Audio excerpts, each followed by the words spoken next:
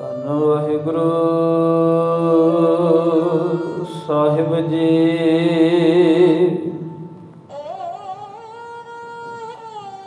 ਦੇਵ ਗੰਧਾਰੀ ਮਹੱਲਾ ਨੌਵਾਂ।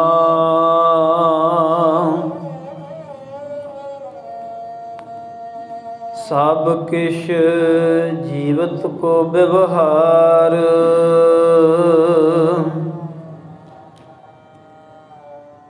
ਮਾਤ ਪਿਤਾ ਭਾਈ ਸੁਤ ਬੰਧਪ,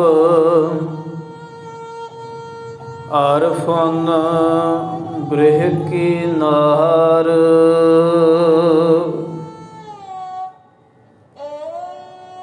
ਸਭ ਕਿਛ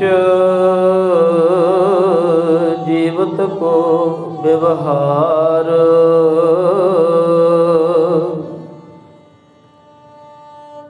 ਮਾਤ ਪਿਤਾ ਭਾਈ ਸੁਤ ਬੰਧਪ, ਅਰ ਫੁਨ ਗ੍ਰਹਿ ਕੀ ਨਾਰ। ਰਹਾਉ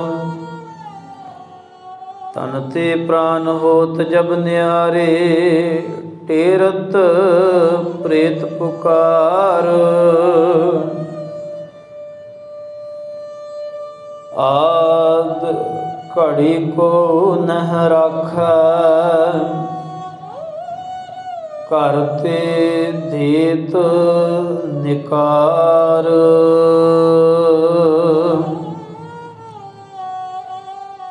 ਮ੍ਰਿਗ ਤ੍ਰਿਸ਼ਨਾ ਜਿਉ ਜਗ ਰਚਨਾ, ਜਹ ਦੇਖੋ ਹਿਰਦਾ ਵਿਚਾਰ।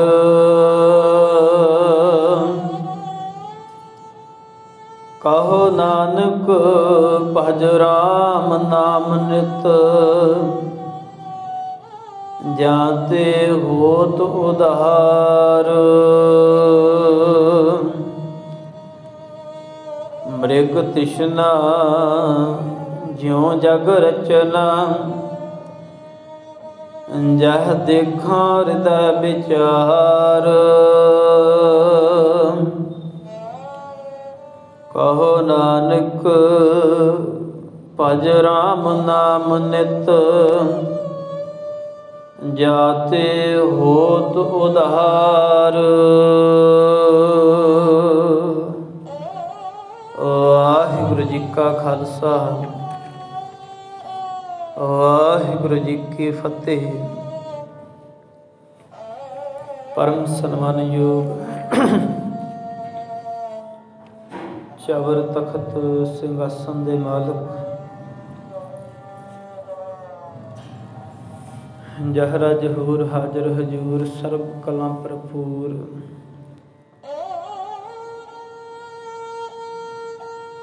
ਸਰਬ ਕਾਇਨਾਤ ਦੇ ਮਾਲਕ, ਦਸਾਂ ਹੀ ਪਾਤਸ਼ਾਹੀਆਂ ਦੇ ਆਤਮਿਕ ਸਵਰੂਪ ਸਤਿਗੁਰੂ ਧੰਨ ਧੰਨ ਸਾਹਿਬ ਸ੍ਰੀ ਗੁਰੂ ਗ੍ਰੰਥ ਸਾਹਿਬ ਜੀ ਮਹਾਰਾਜ, ਜਿਨ੍ਹਾਂ ਦੀ ਪਾਕ ਪਵਿੱਤਰ ਹਜ਼ੂਰੀ ਅੰਦਰ ਹਾਜ਼ਰੀਨ ਸਤਸੰਗੀ ਜਨੋ, ਸਤਿਗੁਰਾਂ ਜੀ ਦੀ ਅਪਾਰ ਬਖਸ਼ਿਸ਼ ਹੋਈ। ਸਾਹਿਬ ਜੀਆਂ ਨੇ ਸ਼ਾਮ ਦੇ ਦੀਵਾਨ ਬਖਸ਼ੇ। रहरास साहिब जी के पाठ उपरंत अमृत बाणी का कीर्तन आप जिया ने श्रवण किया। आओ अगलेरे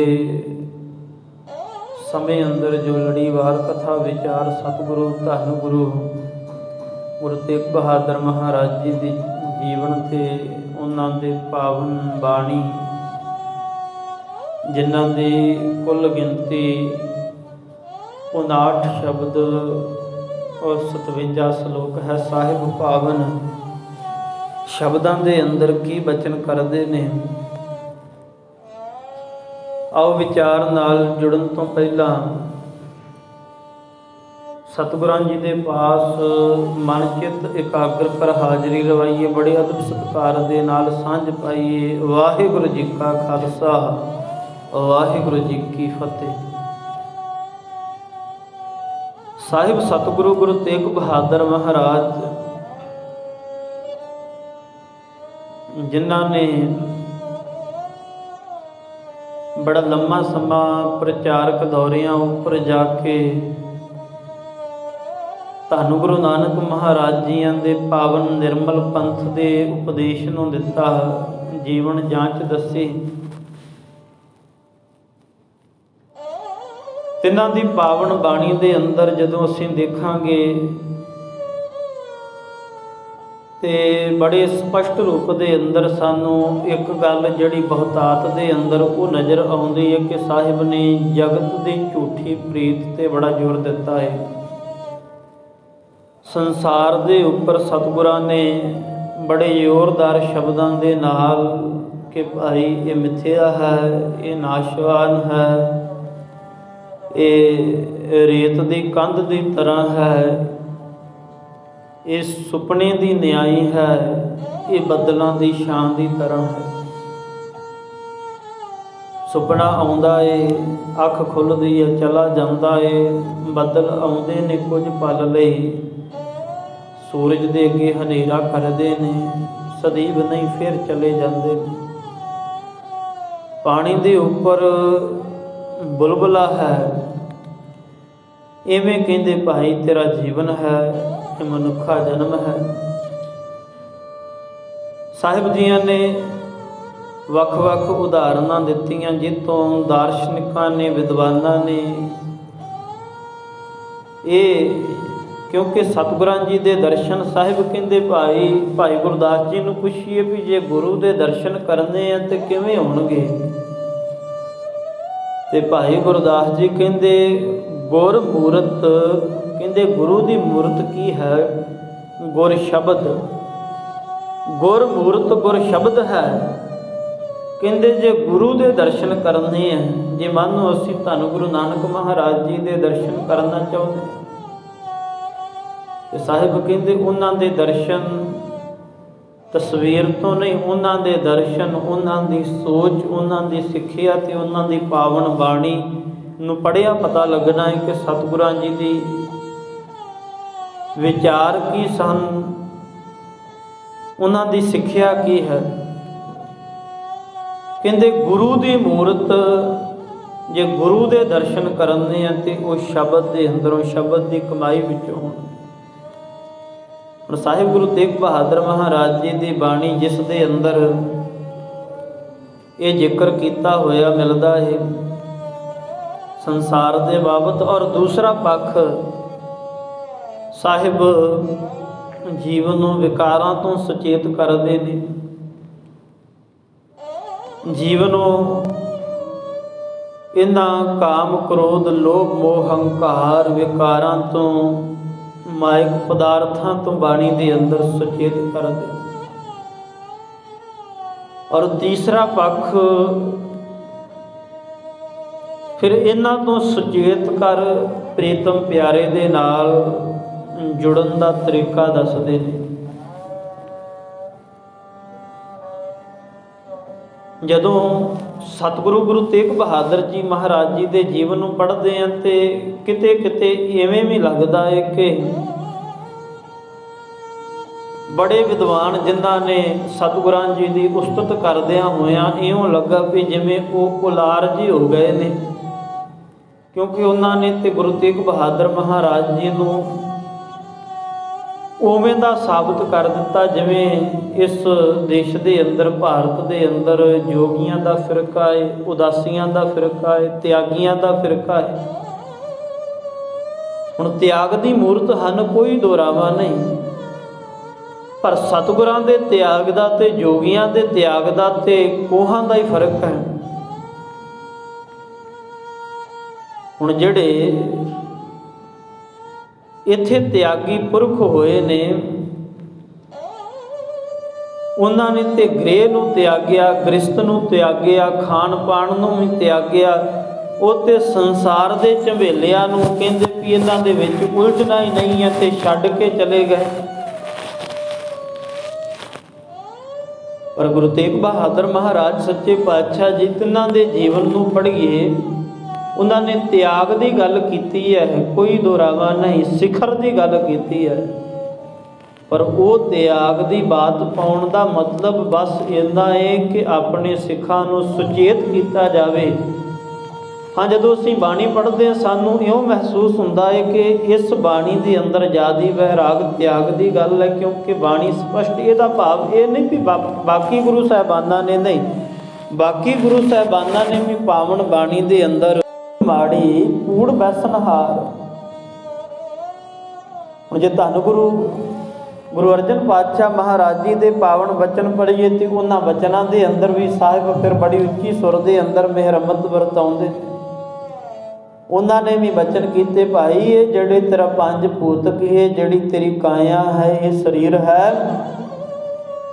ਮਤਾ ਕਿਤੇ ਭਰਮ ਦੇ ਅੰਦਰ ਬੈਠਾ ਰਹੀਂ ਵੀ ਇਹ ਜਿਹੜਾ ਸਰੀਰ ਹੈ ਇਹਨੇ ਇਸੇ ਤਰ੍ਹਾਂ ਰਹਿਣਾ। ਕਹਿੰਦੇ ਇਹ ਇੱਕ ਕੱਚੇ ਕਿਲੇ ਦੀ ਤਰ੍ਹਾਂ ਹੈ, ਕੱਚੇ ਘਰ ਦੀ ਤਰ੍ਹਾਂ ਹੈ, ਇਹ ਇੱਕ ਕੱਚੇ ਘਰ ਦੀ ਤਰ੍ਹਾਂ ਹੈ।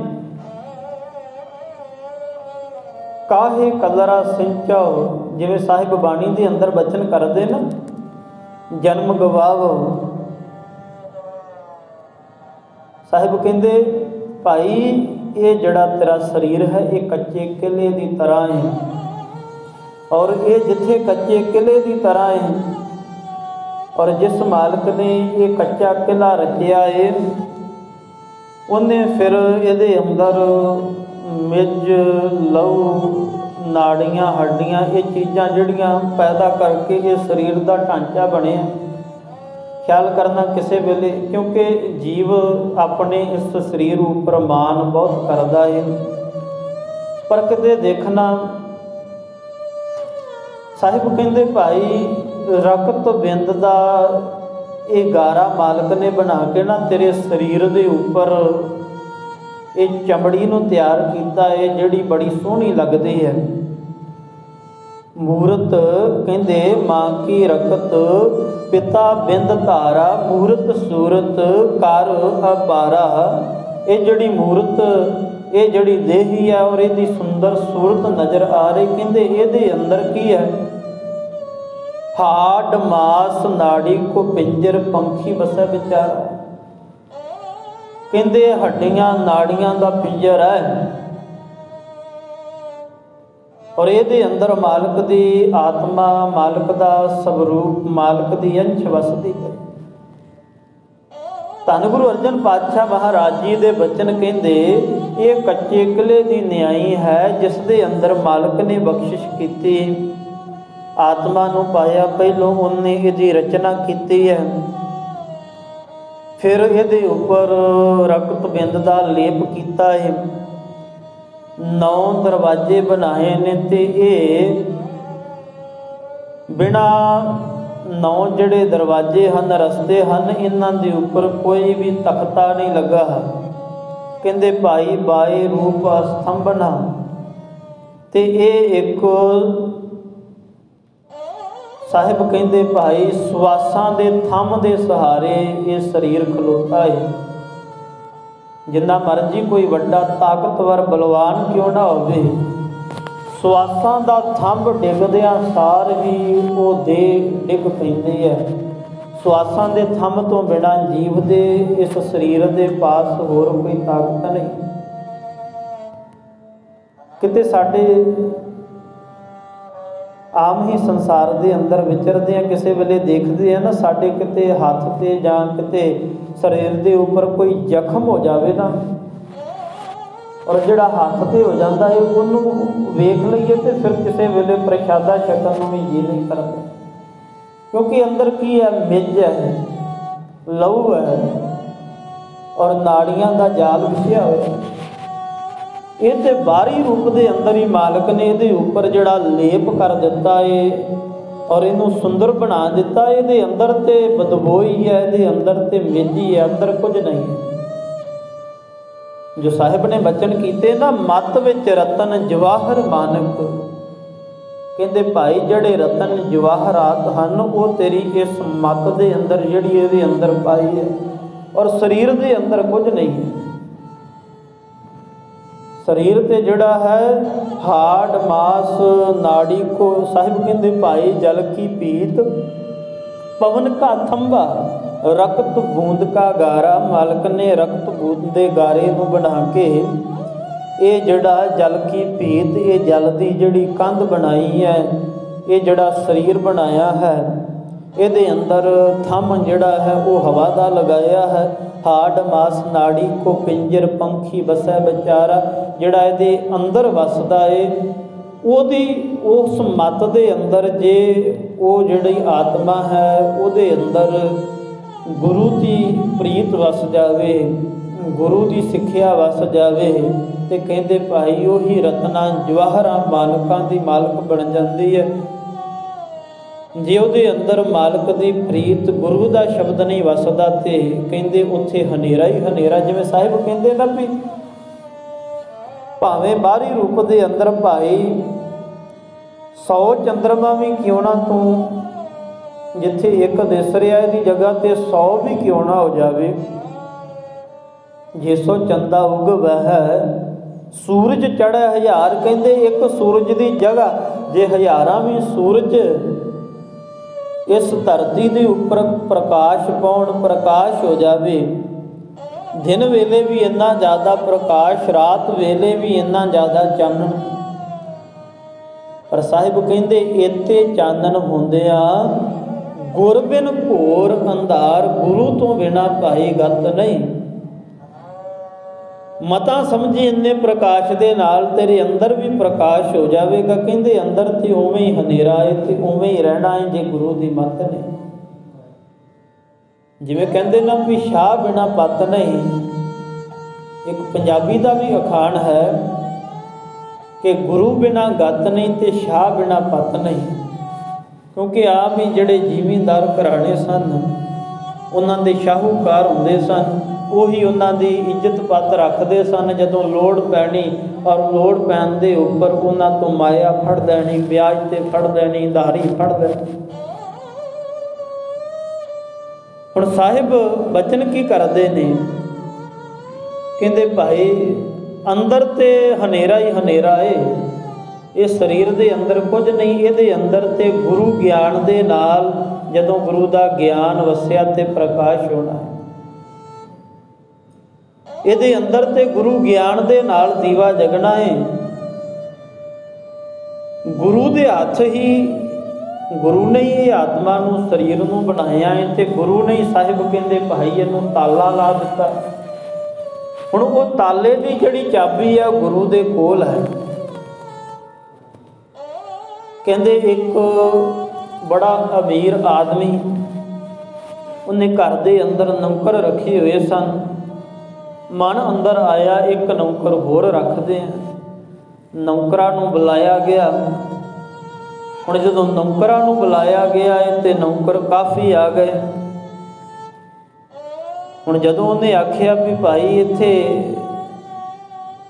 ਮੈਂ ਨੌਕਰ ਤੇ ਰੱਖਣਾ ਹੀ ਇੱਕ, ਚਲੋ ਸਾਰਿਆਂ ਦੇ ਵਿੱਚੋਂ ਕੋਈ ਕਿਸੇ ਕਾਰਨ ਕਰਕੇ ਚਲਾ ਗਿਆ, ਕੋਈ ਕਿਸੇ ਕਾਰਨ ਕਰਕੇ ਚਲਾ ਗਿਆ, ਕਿਸੇ ਨੇ ਕਿਸੇ ਨੂੰ ਕਿਸੇ ਤਰੀਕੇ ਦੇ ਨਾਲ ਡਰਾਇਆ, ਉਹ ਚਲੇ ਗਏ ਵੀ ਅਸੀਂ ਇੱਥੇ ਫਿਰ ਰਹਿ ਕੇ ਕੀ ਕਰਨਾ ਜੀ, ਇੱਥੇ ਇੰਨੀ ਸਖਤੀ ਹੈ। ਇੱਕ ਮਜਬੂਰ ਗਰੀਬ ਸੀ, ਉਹਨੂੰ ਜਦੋਂ ਕਿਹਾ ਉਹ ਕਹਿੰਦਾ ਨਹੀਂ ਮੈਂ ਜਿਵੇਂ ਕਹੋਗੇ ਉਵੇਂ ਕਰਾਂਗਾ। ਉਹ ਕਹਿੰਦਾ ਫਿਰ ਇਹ ਮੇਰੇ ਜਿੰਨੇ ਵੀ ਪਹਿਲੇ ਨੌਕਰ ਹਨ, ਖਿਦਮਤਦਾਰ ਹਨ, ਇਹ ਟਹਿਲ ਸੇਵਾ ਕਰਨ ਵਾਲੇ ਨੇ, ਇਹਨਾਂ ਦੇ ਅੰਦਰ ਬੜਾ ਭਰੋਸਾ ਹੈ, ਇਹਨਾਂ ਦੇ ਅੰਦਰ ਬੜਾ ਸਬਰ ਹੈ, ਬੜਾ ਸੰਤੋਖ ਹੈ, ਔਰ ਮੈਂ ਬੜਾ ਵਿਸ਼ਵਾਸ ਕਰਦਾ ਇਹਨਾਂ ਦੇ ਉੱਪਰ।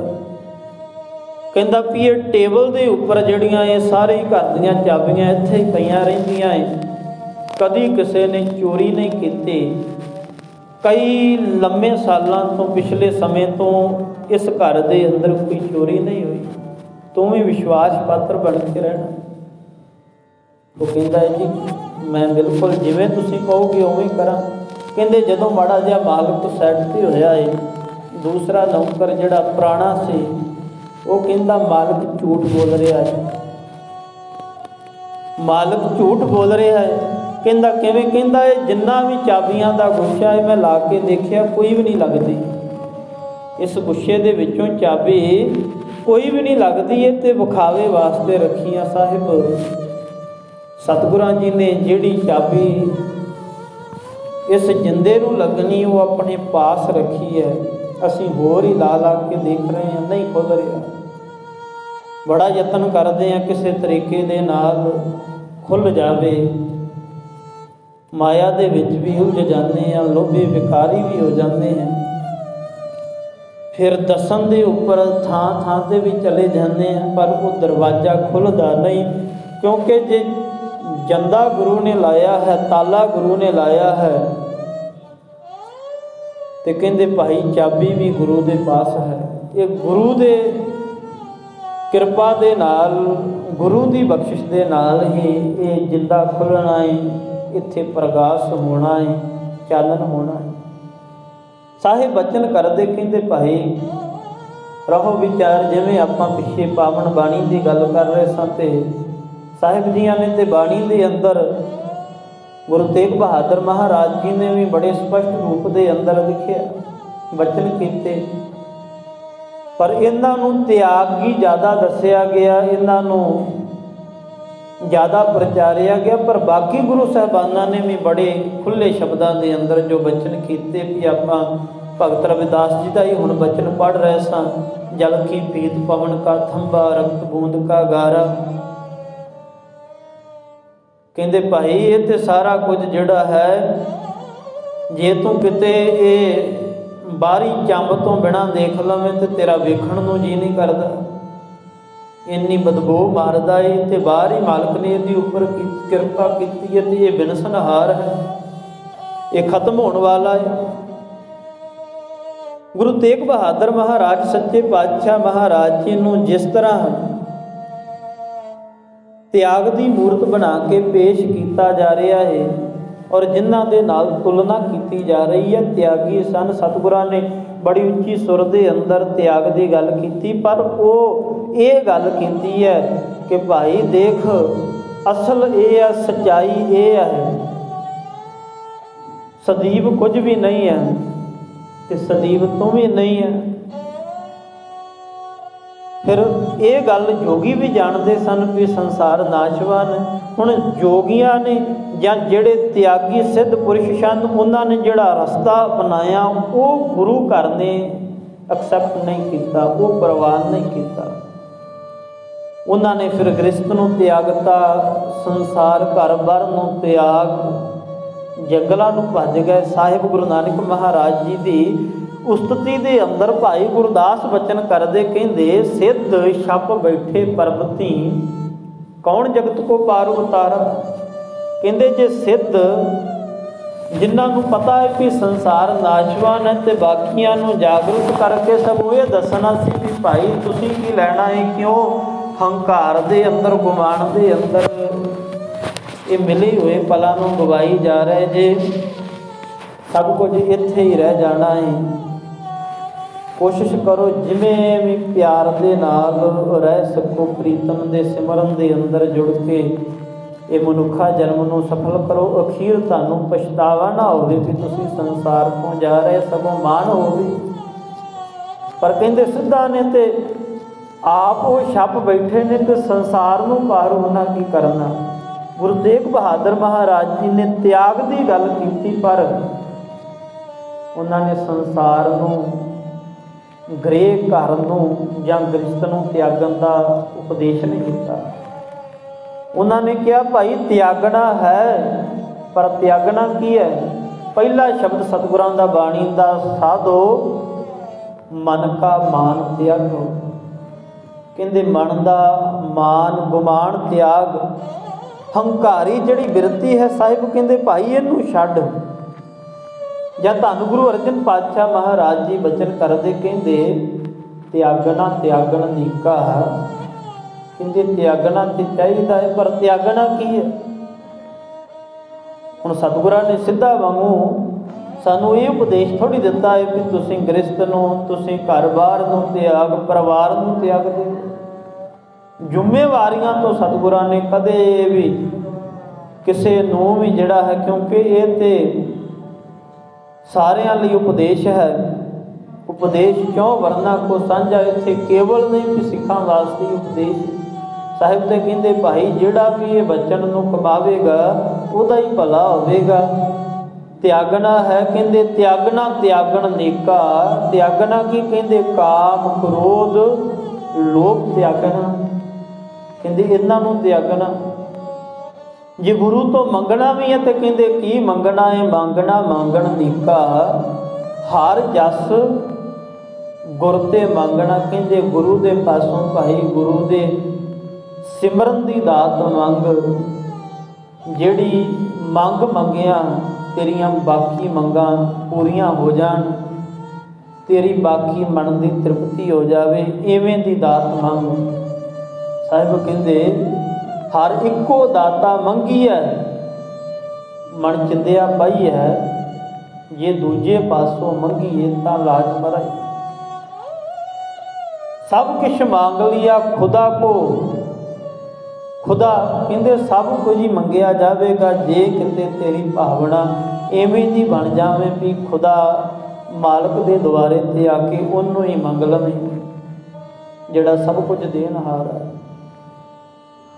ਕਹਿੰਦੇ ਸਭ ਕੁਛ ਮੰਗ ਲਿਆ ਖੁਦਾ ਸੇ, ਖੁਦਾ ਮੰਗ ਕਰ ਆਪ ਉੱਠਦੇ ਨਹੀਂ ਹੈ ਹਾਥ ਮੇਰੇ। ਇਸ ਦੁਆ ਕੇ ਬਾਅਦ ਕਹਿੰਦੇ ਜਦੋਂ ਤੂੰ ਇਹ ਮੰਗ ਲਈ ਤੇ ਫਿਰ ਮੰਗਾਂ ਹੀ ਖਤਮ ਹੋ ਜਾਣਗੀਆਂ। ਰਹੋ ਵਿਚਾਰ ਸਾਹਿਬ ਸਤਿਗੁਰਾਂ ਜੀ ਦੀ ਬਾਣੀ ਦੇ ਅੰਦਰ ਜੇ ਮੰਗਣ ਦੀ ਗੱਲ ਹੈ ਤੇ ਹਰੀ ਦਾ ਜਸ ਮਾਲਕ ਦੀ ਪ੍ਰੀਤ, ਜੇ ਤਿਆਗਣ ਦੀ ਗੱਲ ਹੈ ਤੇ ਮਾਨ ਗੁਮਾਨ ਹੰਕਾਰ ਵਿਕਾਰ ਵਿਕਾਰੀ ਬਿਰਤੀ ਤਿਆਗਣ ਦੀ ਗੱਲ ਹੈ, ਅਵਗਣ ਤਿਆਗਣ ਦੀ ਗੱਲ ਕੀਤੀ ਹੈ ਸਾਹਿਬ ਜੀਆਂ ਨੇ। ਫਿਰ ਹੁਣ ਅੱਜ ਦੇ ਜੋ ਪਾਵਨ ਬਚਨ ਅੰਦਰ ਮਿਹਰਮਤ ਵਰਤਾਏ ਸਾਹਿਬ ਬਚਨ ਕਰਦੇ ਕਹਿਣ ਲੱਗੇ ਭਾਈ ਸਭ ਕਿਛ ਜੀਵਤ ਕੋ ਵਿਵਹਾਰ।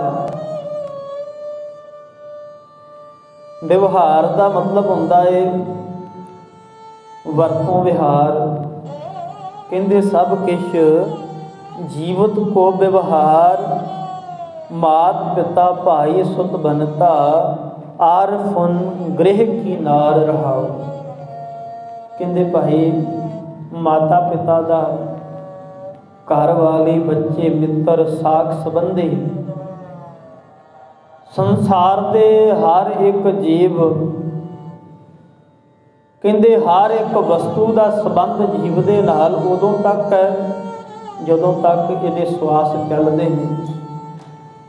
ਸਭ ਕੁਛ ਜੀਵਤ ਕੋ ਵਿਵਹਾਰ। ਕਹਿੰਦੇ ਉਨੇ ਸਮੇਂ ਤੱਕ ਹੀ ਭਾਈ ਇਹਦਾ ਸਭਨਾਂ ਦੇ ਨਾਲ ਮੇਲ ਜੋਲ ਹੈ, ਸਭਨਾਂ ਦੇ ਨਾਲ ਇਹਦਾ ਸੰਬੰਧ ਜੁੜਿਆ ਹੈ, ਜਿੰਨਾ ਚਿਰ ਇਹਦੇ ਸਵਾਸਾਂ ਦਾ ਥੰਮ ਕਾਇਮ ਹੈ, ਜਿੰਨਾ ਚਿਰ ਇਹਦੇ ਸਵਾਸ ਚੱਲ ਰਹੇ ਨੇ ਉਹਨਾਂ ਚਿਰ ਸਭ ਵਿਵਹਾਰ ਚੱਲਦੇ ਨੇ, ਸਭ ਵਰਤੋਂ ਵਿਹਾਰ ਚੱਲਦੇ। ਕਹਿੰਦੇ ਜਦੋਂ ਇਹਦੇ ਸਵਾਸਾਂ ਦਾ ਥੰਮ ਡਿੱਗ ਪੈਂਦਾ ਹੈ ਉਹਦੇ ਨਾਲ ਹੀ ਇਹਦੇ ਨਾਲ ਸਾਰੇ ਵਰਤੋਂ ਵਿਵਹਾਰ ਜਿਹੜੇ ਨੇ ਉਹ ਬੰਦ ਹੋ ਜਾਂਦੇ। ਹੁਣ ਸਾਹਿਬ ਨੇ ਬਾਣੀ ਦੇ ਅੰਦਰ ਜੋ ਬਚਨ ਕੀਤੇ ਨੇ ਅਟਲ ਸੱਚ ਨੇ, ਸਦੀਵ ਨੇ, ਕੋਈ ਇਹਨਾਂ ਨੂੰ ਝੁਠਲਾ ਨਹੀਂ ਸਕਦਾ। ਜਿੰਨਾ ਚਿਰ ਜੀਵ ਜਿੰਦਾ ਹੈ ਇਹਦੇ ਸਵਾਸ ਚੱਲਦੇ ਉਹਨਾਂ ਚਿਰ ਹੀ ਉਹਦੇ ਨਾਲ ਭਾਈ, ਉਹਨਾਂ ਚਿਰ ਹੀ ਉਹਦੇ ਨਾਲ ਸਾਰਿਆਂ ਦਾ ਸੰਬੰਧ ਜੁੜਿਆ। ਹੁਣ ਜਦੋਂ ਜੀਵ ਦੇ ਸਰੀਰ ਦੇ ਵਿੱਚੋਂ ਪ੍ਰਾਣ ਨਿਕਲ ਜਾਂਦੇ ਨੇ, ਇਹ ਕਿਸੇ ਵੇਲੇ ਸਾਨੂੰ ਲੱਗਦਾ ਹੈ ਗੁਰੂ ਤੇਗ ਬਹਾਦਰ ਮਹਾਰਾਜ ਜੀ ਦੀ ਬਾਣੀ ਜਿਆਦੀ ਵੈਰਾਗੀ ਜਾਂ ਉਸ ਪੱਖ ਦੀ ਗੱਲ ਕਰਦੀ ਹੈ ਜਿਹਨੂੰ ਅਸੀਂ ਬਹੁਤਾਤ ਅੰਦਰ ਨਹੀਂ ਸੁਣਨਾ ਚਾਹੁੰਦੇ, ਪਰ ਇਹ ਵਾਕਿਆ ਸੱਚ ਹੈ ਕਿ ਸਤਿਗੁਰੂ ਜੀਆਂ ਨੇ ਇਹ ਜੀਵ ਨੂੰ ਵਾਰ-ਵਾਰ ਔਰ ਹਰ ਸ਼ਬਦ ਦੇ ਅੰਦਰ ਅਹਿਸਾਸ ਕਰਾਇਆ ਹੈ ਕਿ ਭਾਈ ਦੇਖੀ ਕਿਤੇ ਤੈਨੂੰ ਤੇਰਾ ਮੂਲ ਨਾ ਭੁੱਲ ਜਾਵੇ, ਤੈਨੂੰ ਇਹ ਯਾਦ ਰਵੇ ਕਿ ਸੰਸਾਰ ਅੰਦਰ ਆਇਆ ਹੈ, ਬੜਾ ਕੁਝ ਤੂੰ ਕਰ ਰਿਹਾ ਹੈ, ਕਮਾ ਰਿਹਾ ਹੈ, ਕਰਨਾ ਚਾਹ ਰਿਹਾ ਹੈ, ਪਰ ਇੱਕ ਗੱਲ ਦਾ ਖਿਆਲ ਰੱਖੀ, ਦ੍ਰਿਸ਼ਟਮਾਨ ਹੈ ਸਗਲ ਵਿਨਾਸ਼ੀ। ਜੋ ਕੁਝ ਵੀ ਦਿਸ ਰਿਹਾ ਹੈ ਇਹ ਦ੍ਰਿਸ਼ਟਮਾਨ ਹੈ, ਇਹ ਸਾਰਾ ਕੁਝ ਬਿਨਸਨਹਾਰ ਹੈ। ਇੱਕ ਸਾਧ ਬਚਨ ਆਗਾਦਾ, ਜੇ ਕੋਈ ਅਟਲ ਹੈ ਤੇ ਉਹ ਗੁਰੂ ਤੇ ਗੁਰੂ ਦੇ ਬਚਨ ਮਾਲਕ ਪਰਮਾਤਮਾ। ਸਾਹਿਬ ਕਹਿੰਦੇ ਭਾਈ ਇਹ ਤੈਨੂੰ ਯਾਦ ਰਵੇ कि तेरे जीवन दे नाल ही सारा कुछ चल रहा है। जदों तेरे ये श्वासां दा थम गिड़ गया, फिर तेरे नाल किसी का कोई संबंध नहीं। साहिब दे बाणी दे अंदर बचन पढ़िए तो साहिब गुरु नानक महाराज गवाही भरदे कहंदे, हम आदमी हाँ एक दमी, एक दम, एक श्वास, कहंदे एक श्वास दे आदमी। हम आदमी हाँ एक दमी, मोहलत मोहत न जाना। कहंदे भाई पता नहीं है अगला दम अगला श्वास आना है कि नहीं। हम आदमी हाँ एक दमी, मोहलत मोहत न जाना। कहंदे भाई जदों तेनों इस गल का एहसास हो जाए ना, भावें जिन्ना कुछ मर्जी बना लवे, जो मर्जी कर लवे, जदों इस गल का तैनूं एहसास हो गया ना कि इस श्वासां दे उपर तेरा कोई जोर नहीं, सब कुछ कर सकदा है माया दे नाल, अपने शरीर की ताकत दे नाल, पर यह ताकत भी उन्ना चिर है जिन्ना चिर श्वास निरंतर चल रहे ने, एक आ रहा है एक जा रहा है। कहंदे श्वासां दा रुकना ही तेरे जीवन का इस संसार को खत्म होना। हम आदमी हाँ एक दमी, मोहलत मोहत ना जाना। कोई तेरी मोहलत, कोई तेरे पता नहीं तू केड़े समय तेरे श्वास ने मुक जाना है कि तू नाश हो जाना। ते ये श्वास जड़े ने ये जीव खरीद भी नहीं सकता।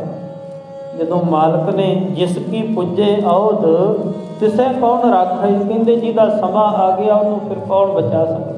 भाव समा आउण तो जिहदे श्वास मुक गए, जिहदे श्वास पूरे हो गए। है तो ये पवन हवा है, ये पवन का थंबा है, थम है, और पवन संसार के अंदर भी है। पर असी ये वाली हवा नूं लैके ते जीवन नूं कहिए कि ये सदा जिंदा रहे, इदा नहीं। ये तो मालक दे हथ है। जदों उन्हें ये श्वास खत्म कर दिते, जिन्ने मर्जी असी इनू श्वास दे दईए, यतन करिए, ये श्वास नहीं चलणगे। फिर साहिब कहंदे नानक बिनवै तिसै सरीवो, जाके जी पुराना। ते भाई फिर हंकार कादा कर रहे, गुमान कादा कर रहा है तेनों। तो साहिब गुरु तेग बहादुर महाराज कहंदे मैं शीशा विखाया है कि सच आए, अगों तेरी मर्जी है तू किहनूं चलना है। संसार दे अंदर जीव दा साहिब कहंदे भाई उन्ना समा तक ही जड़ा है वो संबंध है जिन्ना समा तक इहदे श्वास चलते ने, उन्ना समा इहदे सब नेड़ ने। अगला बचन कहंदे तन ते प्राण होत जब न्यारे, कहंदे जदों प्राण तन नूं छड्ड दिंदे हैं, टेरत प्रेत पुकार, ते कहंदे भाई उदों फिर तू प्रेत बन जाना है, तू भूत बन जाना है। तो अज असीं देखते ही हैं एक जीव जिहड़ा प्राणी घरों चढ़ाई कर गया है, बाद अंदर इन्ना ज़्यादा सानूं डर लगता है, उहदे निमित्त असीं पता नहीं की कुछ दान ते की कुछ करन तक जाते। आ जिहड़ा वरीना है ये गुरमत दे अंदर नहीं है, गुरमत ने तो इहदा खंडन किया है। गुरु ते कहंदे भाई जिन्ना चिर तेरे श्वास चलते ने उन्ना चिर ही तेरा संसार के अंदर संबंध है, जीवां दे नाल संबंध है। और ये मनुखा जन्म इनू सफला कर, जदों ये पंज भूतक शरीर दे विचों श्वास निकल गए, आत्मा जिहड़ी है ये निकल गई, तो फिर तो ये ढेरी है, ये मिट्टी है। फिर भावें कहंदे इनू दब दवो, भावें इनू सुट देवो, फिर ये मिट्टी है, इन्हें गल सड़ के मिट्टी दे विच ही मिल जाना। साहिब कहंदे ना एक दज्जा एक दबी है, एक ना कुत्ते खाहे, एक पानी विच सट्टी एक भी फिर हसन पाहे। मरण तो बाद शरीर दे क्रिया कर्म करने वास्ते ते वख वख हर धर्म दे अंदर मर्यादा बनाई गई। ਉਹ ਸਰੀਰ ਨੂੰ ਨਾਸ਼ ਕਰਨ ਵਾਸਤੇ ਵੀ ਇਹ ਲੋਥ ਜਿਹੜੀ ਹੈ ਦੇਹੀ ਹੈ, ਇਹ ਹੁਣ ਬਦਬੂ ਮਾਰੇਗੀ। ਇਹਦਾ ਖਾਤਮਾ ਕਿਵੇਂ ਕੀਤਾ ਜਾਵੇ? ਉਸ ਸਮੇਂ ਦੇ ਅੰਦਰ ਜੋ ਵੀ ਪ੍ਰਚਲਿਤ ਸੀ, ਜੇ ਅੱਗ ਦਾ ਪ੍ਰਬੰਧ ਹੋ ਸਕਦਾ ਸੀ ਇਹਨੂੰ ਸਾੜ ਦਿੱਤਾ ਜਾਂਦਾ ਸੀ, ਜੇ ਅੱਗ ਦਾ ਪ੍ਰਬੰਧ ਨਹੀਂ ਸੀ ਇਹਨੂੰ ਦੱਬ ਦਿੱਤਾ ਜਾਂਦਾ ਸੀ। ਅੱਜ ਦੇ ਯੁੱਗ ਅੰਦਰ ਵੱਖ-ਵੱਖ ਧਰਮਾਂ ਨੇ ਆਪਣੇ ਸਿਧਾਂਤ ਬਣਾਏ। ਪਾਰਸੀ ਲੋਕ ਇਹਨੂੰ ਵਿਹਲੀ ਜਗ੍ਹਾ ਦੇ ਉੱਪਰ ਟੰਗ ਦਿੰਦੇ ਨੇ, ਮਾਸਾਹਾਰੀ ਜੀਵ ਖਾ ਲੈਂਦੇ। ਈਸਾਈ ਇਸਲਾਮ ਦੇ ਅੰਦਰ ਦੱਬ ਦਿੱਤਾ ਜਾਂਦਾ ਹੈ ਔਰ ਆਪਣੇ ਜਾਂ ਹਿੰਦੂ ਧਰਮ ਦੇ ਅੰਦਰ ਇਹਨੂੰ ਸਾੜ ਦਿੱਤਾ ਜਾਂਦਾ ਹੈ, ਦਾਹ ਸੰਸਕਾਰ ਕਰ ਦਿੱਤਾ ਜਾਂਦਾ। ਅਸਲ 'ਚ ਇਹ ਸਰੀਰ ਨੂੰ ਖਤਮ ਕੀਤਾ ਜਾਂਦਾ। ਤੇ ਸਾਹਿਬ ਕਹਿੰਦੇ ਭਾਈ ਜਦੋਂ ਹੀ ਤੇਰੇ ਇਸ ਸਰੀਰ ਦੇ ਵਿੱਚੋਂ ਪ੍ਰਾਣ ਨਿਆਰੇ ਹੋ ਗਏ, ਉਦੋਂ ਹੀ ਜਿਹੜੇ ਅੱਤ ਦੇ ਪਿਆਰੇ ਨੇ ਉਹਨਾਂ ਨੂੰ ਵੀ ਅੰਤ ਅਖੀਰ ਤੈਨੂੰ ਫੂਕਣਾ ਪੈਣਾ ਹੈ, ਕਿਉਂਕਿ ਕਿੰਨਾ ਸਮਾਂ ਮਜਬੂਰੀ ਹੈ, ਕਿੰਨਾ ਸਮਾਂ ਘਰ ਦੇ ਅੰਦਰ ਰੱਖ ਲੈਣ।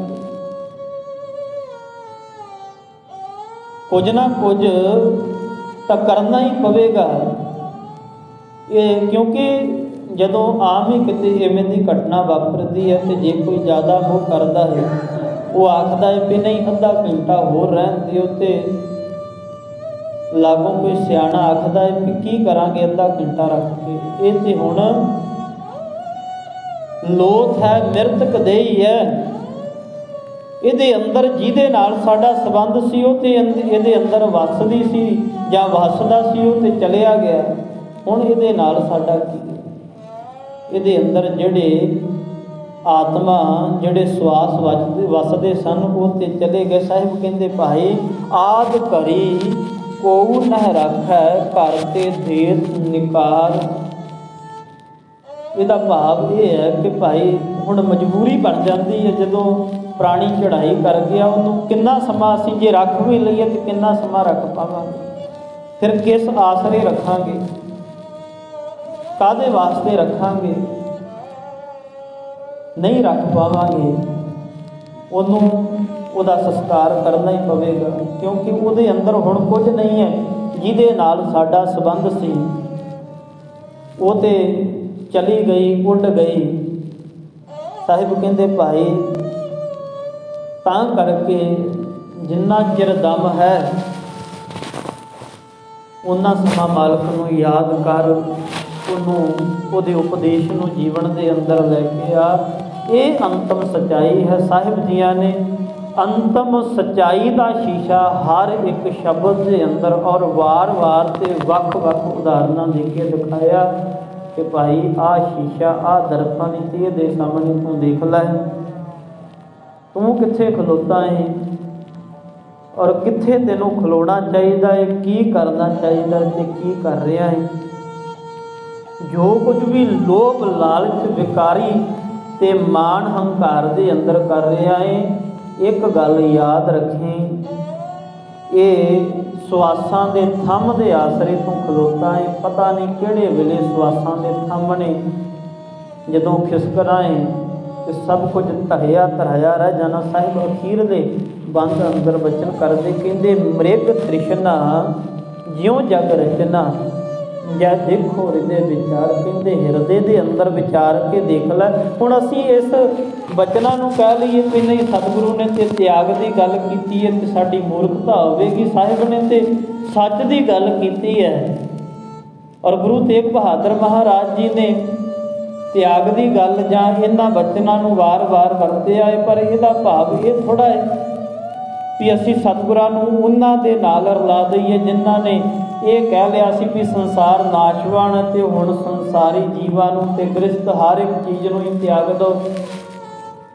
ਸਤਿਗੁਰਾਂ ਨੇ ਕਿਹਾ ਭਾਈ ਜੀ ਇਹ ਨਾਸ਼ਵਾਨ ਹੈ, ਇਹ ਸੱਚ ਹੈ, ਤੂੰ ਵੀ ਖਤਮ ਹੋ ਜਾਣਾ, ਇਹ ਸੱਚ ਹੈ। ਪਰ ਜੇ ਤੈਨੂੰ ਮਨੁੱਖਾ ਜਨਮ ਮਿਲਿਆ ਇਹ ਭਾਈ ਪ੍ਰਾਪਤ ਮਨੁੱਖ ਦੇ ਹੁਰੀਆ, ਇਹ ਮਿਲੀ ਕਾਹਦੇ ਲਈ ਹੈ? ਕਹਿੰਦੇ ਗੋਬਿੰਦ ਮਿਲਣ ਕੀ ਇਹ ਤੇਰੀ ਬਰੀ ਹੈ।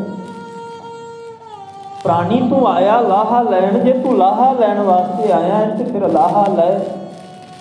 ਸਾਹਿਬ ਨੇ ਤੇ ਇਹ ਦਰਸਾਇਆ ਹੈ ਕਿ ਲੱਗਾ ਕਿਤ ਕੁ ਫੱਕੜ ਹੈ, ਜਿਹੜੇ ਕੰਮਾਂ ਦੇ ਅੰਦਰ ਤੋਂ ਲੱਗ ਪਿਆ ਹੈ ਜਾਂ ਜਿਸ ਬਿਰਤੀ ਨੂੰ ਧਾਰਨ ਕਰਕੇ, ਕਿਉਂਕਿ ਸੰਸਾਰ ਦੇ ਅੰਦਰ ਜੀਵ ਨੇ ਕਿਰਤ ਕਮਾਈ ਕਰਨੀ ਹੈ ਤੇ ਗੁਰੂ ਨਾਨਕ ਮਹਾਰਾਜ ਜੀ ਨੇ ਆਪ ਉਪਦੇਸ਼ ਸਿਧਾਂਤ ਦ੍ਰਿੜ ਕਰਵਾਏ। ਪਰ ਕਹਿੰਦੇ ਭਾਈ ਜਿਸ ਬਿਰਤੀ ਨੂੰ ਧਾਰਨ ਕਰਕੇ ਤੂੰ ਲੱਗ ਪਿਆ ਹੈ ਜਾਂ ਤੇਰੇ ਅੰਦਰੋਂ ਦਇਆ, ਤੇਰੇ ਅੰਦਰੋਂ ਸਬਰ ਸੰਤੋਖ, ਇਹ ਵਿਚਾਰ ਖਤਮ ਹੋ ਗਈ ਹੈ ਤੇ ਕਹਿੰਦੇ ਭਾਈ ਇਹ ਤੈਨੂੰ ਯਾਦ ਰਵੇ, ਮ੍ਰਿਗ ਤ੍ਰਿਸ਼ਨਾ ਜਿਉਂ ਜਗ ਰਚਨਾ। ਭਾਈ ਇਹ ਜਗ ਰਚਨਾ ਤੇ ਇਵੇਂ ਹੈ ਜਿਵੇਂ ਮ੍ਰਿਗ ਤ੍ਰਿਸ਼ਨਾ, ਜਿਵੇਂ ਹਿਰਨ ਹੈ ਤੇ ਹਿਰਨ ਨੂੰ ਆਪਾਂ ਪਿੱਛੇ ਵੀ ਸਤਿਗੁਰਾਂ ਨੇ ਇਹ ਉਦਾਹਰਨ ਦਿੱਤੀ ਸੀ, ਵਿਚਾਰ ਕੀਤੇ ਸੀ ਵੀ ਹਿਰਨ ਜਿਹੜਾ ਹੈ ਜਦੋਂ ਉਹਨੂੰ ਰੇਗਿਸਤਾਨ ਦੇ ਅੰਦਰ ਰੇਤਾ ਧੁੱਪ ਦੇ ਨਾਲ ਚਮਕਦੀ ਨਜ਼ਰ ਆਉਂਦੀ, ਉਹਨੂੰ ਪਾਣੀ ਨਜ਼ਰ ਆਉਂਦਾ, ਭੱਜਦਾ ਏ ਦੌੜਦਾ ਏ, ਜਾ ਕੇ ਦੇਖਦਾ ਏ ਰੇਤਾ ਅੱਗੋਂ ਫਿਰ ਚਮਕਦਾ ਪਾਣੀ ਨਜ਼ਰ ਆਉਂਦਾ, ਦੇਖਦਾ ਏ ਜਾ ਕੇ ਰੇਤਾ ਏ। ਕਹਿੰਦੇ ਭਾਈ ਇਹ ਸੰਸਾਰ ਇਵੇਂ ਹੈ ਤੇ ਤੂੰ ਇਵੇਂ ਤ੍ਰਿਸ਼ਨਾ ਦੀ ਅੱਗ ਦੇ ਅੰਦਰ ਇੱਧਰ ਨੂੰ ਭੱਜ ਰਿਹਾ ਏ ਤੇ ਅਖੀਰ ਤੇ ਕਹਿੰਦੇ ਭਾਈ ਫਿਰ ਉਸ ਸਟੇਜ ਤੇ ਪਹੁੰਚ ਜਾਣਾ ਹੈ ਜਿਸ ਸਟੇਜ ਤੇ ਤੂੰ ਕੁਝ ਵੀ ਨਹੀਂ ਕਰ ਪਾਉਂਦਾ, ਉਦੋਂ ਤੂੰ ਕਰਨਾ ਚਾਹੁੰਦਾ ਹੈ। ਪਰ ਬਾਬਾ ਕਬੀਰ ਜੀ ਵਾਂਗੂ ਕਹਿੰਦੇ ਉਦੋਂ ਤੈਨੂੰ ਸੌ ਕੋਹਾਂ ਥੀਓ, ਉਦੋਂ ਤੈਨੂੰ ਨੇੜੇ ਪਿਆ ਲੋਟਾ ਵੀ 100 ਕੋਹਾਂ ਤੇ ਨਜ਼ਰ ਆਉਂਦਾ ਏ। ਤਾਂ ਕਰ ਸਾਹਿਬ ਕਹਿੰਦੇ ਭਾਈ ਕਹੋ ਨਾਨਕ ਭਜ ਰਾਮ ਨਾਮ ਨਿਤ, ਜਾਂ ਤੇ ਹੋਤ ਉਧਾਰ। ਸਾਹਿਬ ਕਹਿੰਦੇ ਭਾਈ ਰਾਮ ਜੀਆਂ ਦਾ ਭਜਨ, ਮਾਲਕ ਜੀਆਂ ਦੀ ਬੰਦਗੀ ਦੇ ਅੰਦਰ ਜੁੜ, ਨਿਤ ਜੁੜ, ਹਰ ਪਲ ਮਾਲਕ ਨੂੰ ਯਾਦ ਰੱਖ। ਜਾਂ ਤੇ ਹੋਤ ਉਧਾਰ, ਜਿਸ ਦੇ ਨਾਲ ਤੇਰਾ ਉਧਾਰ ਹੋ ਸਕਦਾ ਏ, ਇਹ ਜੀਵਨ ਸਫਲਾ ਹੋ ਸਕਦਾ ਏ। ਜਿਸ ਸਿਮਰਨ ਦੇ ਨਾਲ ਤੇਰੇ ਮਨ ਦੇ ਅੰਦਰ ਇਹ ਵਿਸ਼ਵਾਸ ਆ ਸਕਦਾ ਏ ਕਿ ਹਾਂ ਮਾਲਕ ਹੁਣ ਜਦੋਂ ਮਰਜ਼ੀ ਪ੍ਰਾਣ ਕੱਢ ਲੈ। ਜਿਸ ਸਿਮਰਨ ਦੇ ਨਾਲ ਤੈਨੂੰ ਇਹ ਵਿਸ਼ਵਾਸ ਆ ਜਾਵੇ ਕਿ ਮਾਲਕ ਹੁਣ ਜਦੋਂ ਮਰਜ਼ੀ ਲੈ ਜਾਵੇ, ਕੋਈ ਦੁੱਖ ਨਹੀਂ, ਕੋਈ ਰੰਕਟ ਮੰਤਰ ਵੀ ਜਿਹੜਾ ਹੈ ਉਹ ਮਾਲਕ ਦੇ ਉੱਪਰ ਕਿਸੇ ਗੱਲ ਦਾ ਕੋਈ ਵੀ ਜਿਹੜਾ ਹੈ ਉਹ ਬਲੇਮ ਨਹੀਂ। ਸਾਹਿਬ ਕਹਿੰਦੇ ਭਾਈ ਇਵੇਂ ਦੀ ਬਿਰਤੀ ਮਾਲਕ ਜੀਆਂ ਦੇ ਨਾਮ ਦੇ ਨਾਲ ਕਰਨੀ। ਸਤਿਗੁਰਾਂ ਨੇ ਸਮੁੱਚੇ ਸ਼ਬਦ ਅੰਦਰ ਜੀਵਨ ਨੂੰ ਹਰ ਇੱਕ ਪੱਖ ਤੋਂ ਸ਼ੀਸ਼ਾ ਦਿਖਾ ਕੇ ਜਿੱਧਰ ਨੂੰ ਭੱਜ ਰਿਹਾ ਹੈ ਉਹਦਾ ਅਖੀਰਲਾ ਬੰਨਾ ਦੱਸ ਕੇ ਮਾਲਕ ਜੀਆਂ ਦੇ ਨਾਮ ਦੇ ਨਾਲ ਜੁੜਨ ਦਾ ਉਪਦੇਸ਼ ਦਿੱਤਾ। ਸਤਿਗੁਰੂ ਕਿਰਪਾ ਕਰਨ, ਪਾਵਨ ਵਿਚਾਰ ਕਰਦਿਆਂ ਬੇਅੰਤ ਪ੍ਰਕਾਰ ਦੀਆਂ ਭੁੱਲਾਂ ਅਣਜਾਣ ਦਾਸਰੇ ਜਾਣਦੀਆਂ ਮੁਆਫ ਕਰਨੀਆਂ। ਸਤਿਗੁਰੂ ਦੀ ਬਖਸ਼ਿਸ਼ਯੋਗ ਫਤਿਹ ਦੀ ਸਾਂਝ। ਵਾਹਿਗੁਰੂ ਜੀ ਕਾ ਖਾਲਸਾ, ਵਾਹਿਗੁਰੂ